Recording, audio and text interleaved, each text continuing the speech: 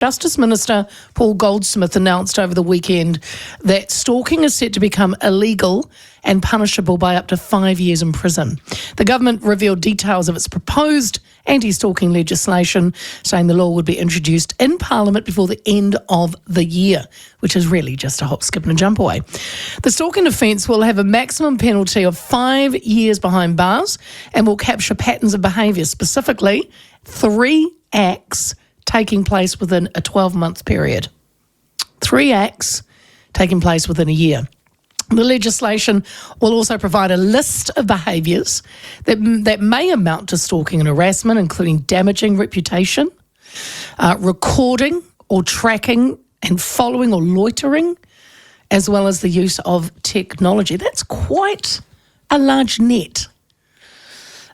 Which I don't know, I'm not a lawyer, but it could be hard to prove, could it not? Don't know. It also follows the 2022 murder of AUT law student Fazana Yacobi, who had made multiple police complaints about a stalker before she was killed by said stalker. The Independent Police Conduct Authority ultimately found the police's response to her stalking complaints were inadequate. Well, joining me now to talk about this, I mean, it is good news. The devil's always in the detail. Good to talk to her again, victim advocate Ruth Money. Ruth, good afternoon. Good afternoon, and yes, it is great news. Isn't it? But I suppose, like I said, the devil will be in the detail, or are you quite happy? Oh no, the devil's always in the detail. I'm thrilled that we have this announcement. There's been so many people working to encourage the government to act quickly and pull us into line with the rest of the world. We're not quite there yet. There is a refinement that will happen to the draft, being the select committee procedure, which takes a long time, but it's where the devil in the detail is thrashed out so that we end up with the best law that we can get. Good news, though, that stalking will become an aggravated behaviour at sentencing. That's a bonus. Yeah, really important. Too often people who have been physically assaulted, sexually assaulted, and or there has been a death, there has been stalking behaviour leading up to that, because stalking does escalate. So it is really important that it has been acknowledged that that is in fact what happens, and that should you do that, then there will be a kind of additional consideration to any sentencing around that stalking behaviour. Ruth, you've said in the past that you want to avoid a situation where the victim has to prove they were fearful or being harmed. Can you explain that?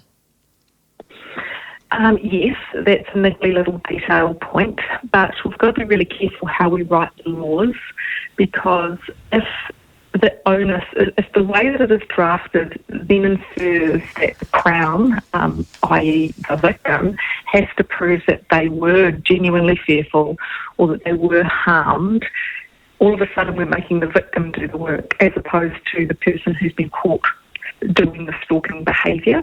So it's all around that kind of intent.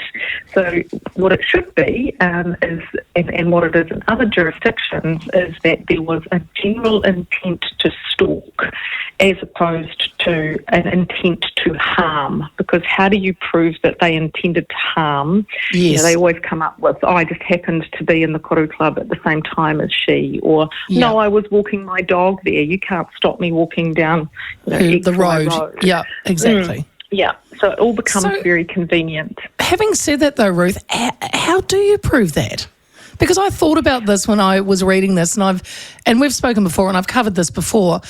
You know, if you've got someone that's really determined, and then all they're doing is, walking their dog up and down the road that you live on, how do you prove that's stalking?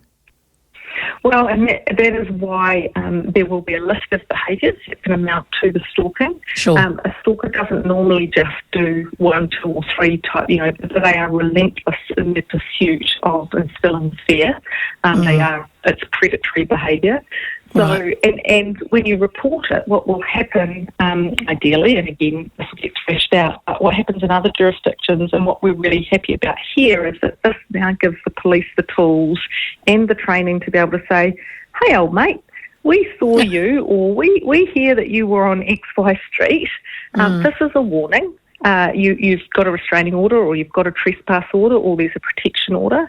Please don't do that again. And then that will, again, it will come down to how many times in 12 months does this behaviour, or can this behaviour be proven, and therefore you could be charged with stalking.